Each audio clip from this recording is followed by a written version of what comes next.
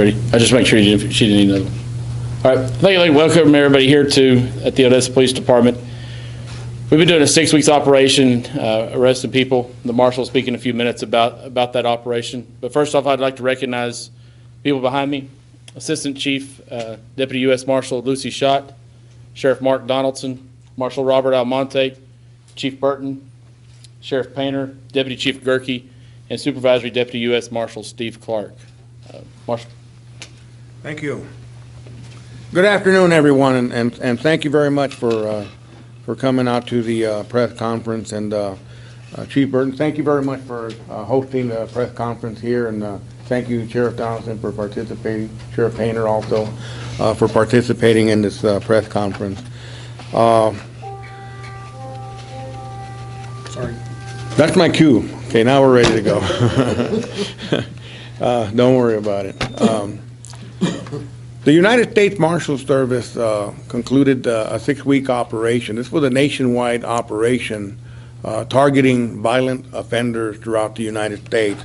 These, I think you've heard me say before that the United States Marshal Service, our Lone Star Fugitive Task Force, we really believe we go after the worst of the worst. We go after the worst of the worst, the violent criminals, the child predators. Well, the targets that we identified in the operation, violence reduction operation, are even worse than those. So to be on the list as a wanted target during this operation, they had to meet certain criteria, okay? It's not enough that you just had a warrant for a violent offense. The criteria consisted of also having 3 or more prior felony arrests. Let's say that one more time. 3 or more prior felony arrests, not just arrests for anything, but for crimes such as murder, attempted murder, robbery, aggravated assault, arson, abduction, kidnapping, weapon offenses, sexual assault, child molestation, and narcotics. So between February the 1st and March 11, 2016, the United States Marshal Service used its multi-jurisdictional investigative authority and fugitive task force network to arrest 8,492 of these violent offenders throughout the United States. These fugitives included 648 gang members and others wanted on charges, including 559 that were wanted for murder, for homicide, and 946 for sexual offenses. In addition, investigators confiscated 463 firearms, $390,000 in cash, and more than 71 kilograms of illegal narcotics. Also during the operation, investigators recovered 17 children who had been abducted and reported missing. So for the second consecutive year, the United States Marshal Service has conducted a high-impact national fugitive apprehension initiative focusing on the country's most violent offenders, the worst of the worst. This 6-week initiative called Operation Violence Reduction 12, or Operation VR-12, resulted in the arrest of 262 fugitives, gang members, sex offenders, and violent criminals in the Western District of Texas alone, which is the district that I oversee as the United States Marshal. Then those offices include, of course, the office in Midland, covers the area of Odessa, El Paso, Pecos, Alpine, San Antonio, Austin, Waco, and Del Rio. So as a result of this investigation, this operation, we had 262 fugitives that were arrested. Now, okay, that's 262 that were arrested throughout the entire Western District of Texas. Of those 262, 112 were arrested right here in the Midland and Odessa area. And ladies and gentlemen, that was the reason why I reached out to the chief here and see if we could do the press conference here. Midland, Odessa area had the most arrests in the entire Western District of Texas. And I've already described the type of offenders that were removed from the streets. And the other thing to think about is these people, when we take them off the street, we're assured that they're no longer committing crime. as long as they're off the street. So this definitely has an impact on the crime activity in the Midland, Odessa area. Also, at this time, I want to commend and thank the chief here, Chief Burton, for agreeing to assign a couple of his officers on a part-time basis to our Lone Star Fugitive Task Force. And basically, by doing that, basically, we had a force multiplier, not only for the United States Marshal Service, but for the Odessa Police Department as well. And when the Chief Burton agreed to assign a couple of his officers to our Lone Star Fugitive Task Force, basically what happened is the long arm of the law got even longer. The United States Marshal Service has far-reaching abilities throughout not only the country, but the entire world. So thank you, Chief, for doing that. Really appreciate that.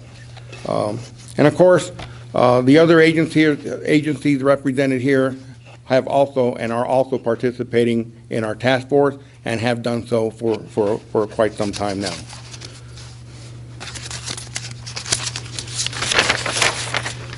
Now, I'm going to get into some of the statistics and specific information on some of these arrests. As I mentioned, on a national level, 8,492 arrests. I mentioned the arrests for the Western District of Texas. Of those arrests that I mentioned in Odessa and Midland, 48 of those total arrests occurred in Odessa, and 40 of them occurred in Midland. I'd like to cover some notable arrests, basically talking about some of the poster boards that you see here. First one I would like to start with is a subject by the name of Riley Aaron Porter, who was wanted by the Odessa Police Department for aggravated assault causing serious bodily injury. Porter was indicted by a grand jury for racing on a highway and causing the death of another person in the 300 block of East 42nd Street in Odessa, Texas. Second subject, Sebastian Romero, was wanted for indecency with a child.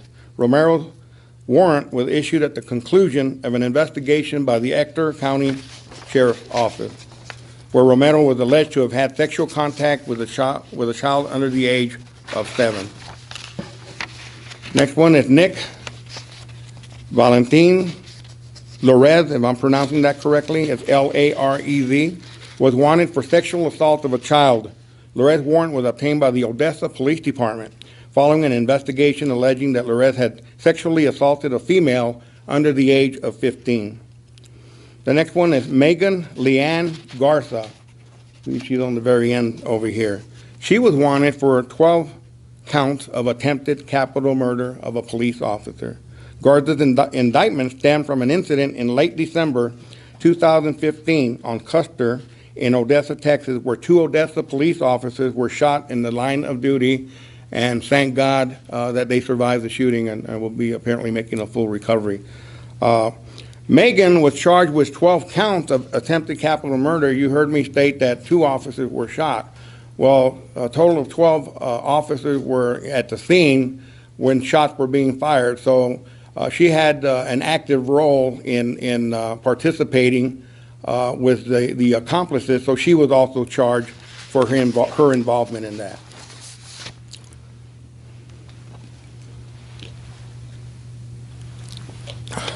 Now some notable arrests in Midland. Alfonso Gavia Ibarra was wanted for aggravated assault on a federal officer and federal probation violation in Midland, or from Midland.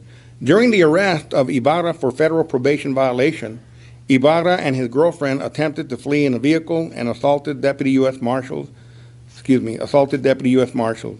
Ibarra and his girlfriend were ultimately taken into custody in Fort Stockton, Texas, and charged accordingly in federal court. Next one is Ram the Tang, and I apologize for the pronunciation, was wanted for indecency with a child by sexual contact or exposure in Midland. The charges stem from an incident where Thang was urinating off a balcony with multiple kids present, and he made a statement to the children attempting to entice one of the children into his apartment. Next one is I-R-Y, James Williams, was wanted for escape, also felon in possession of a firearm and robbery out of Midland. Williams was confined at the Dismas Charities halfway house when he committed aggravated robbery at the 711 O Street and Wall Street in Midland, Texas. Williams did not return to the halfway house as required. Williams was eventually located in the 3300 block of Stanley Street in Midland, Texas. Williams attempted to elude law enforcement officers by burglarizing a residence, but he was taken into custody a short time after breaking into an innocent victim's house. Now, this operation was a collaborative effort. This was a team effort, truly a team effort. So the task force is called the United States Marshal Service Lone Star Fugitive Task Force.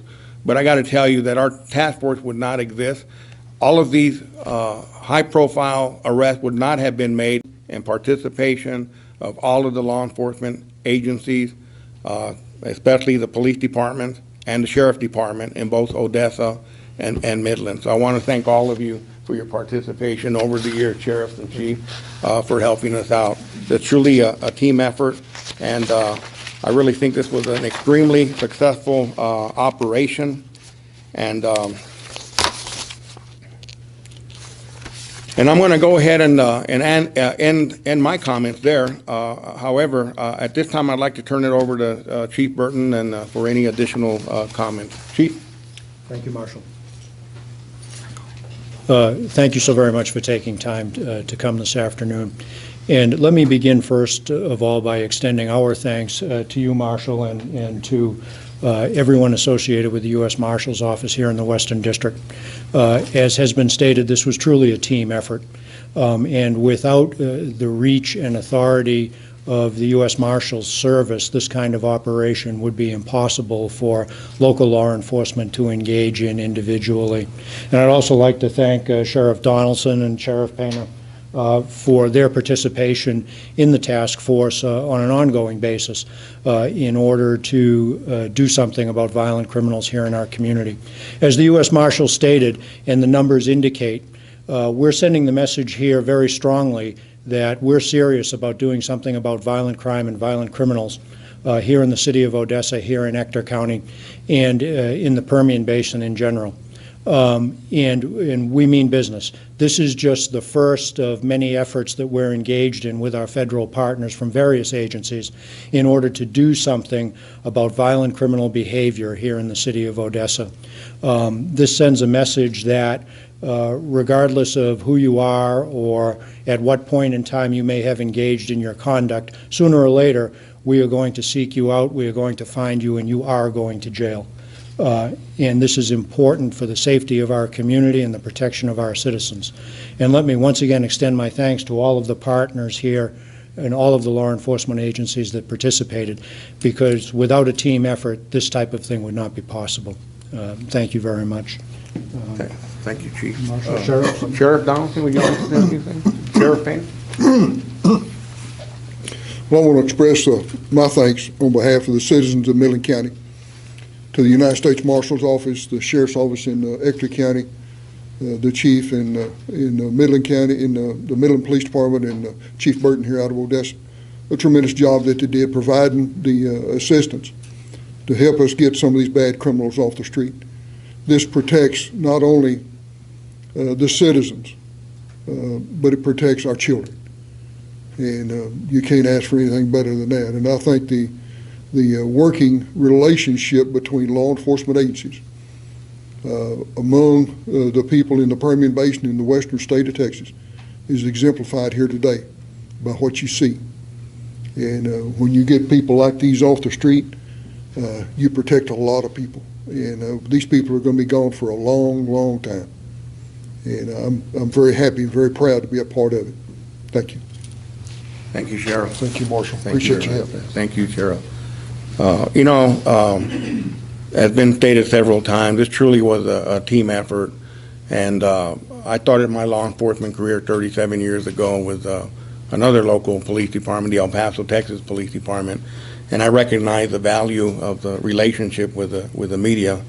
And we can't get our word out to your viewers without you, so we really appreciate what you do. So in essence, when we put information out on somebody that's wanted and you show it to your viewers and it results in a phone call that allows us to make an arrest, you actually had something to do with that. And I thank you very, very much for that.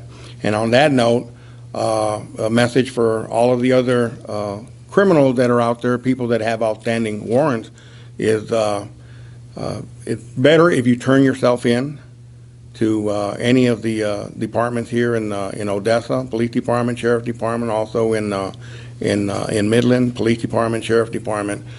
Because if you don't, I think all of us here feel very confident that we're gonna find you and we're gonna arrest you. And it's not a matter of if we're going to arrest you; it's a matter of when we're going to arrest you. So at this time, unless anybody else has any comments, I'd like to open it up for some any question for any of us up here, please.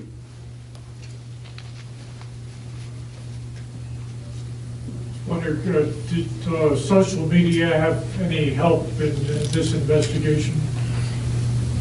Well, what I can tell you is that not just the United States Marshal Service, any of the law enforcement agencies, we use all different types of tools to track people that have warrants. So it's not limited just to Facebook. We use everything that's out there. But I got to tell you, the method that seems to work the best is when we get the word out to you that we're looking for somebody.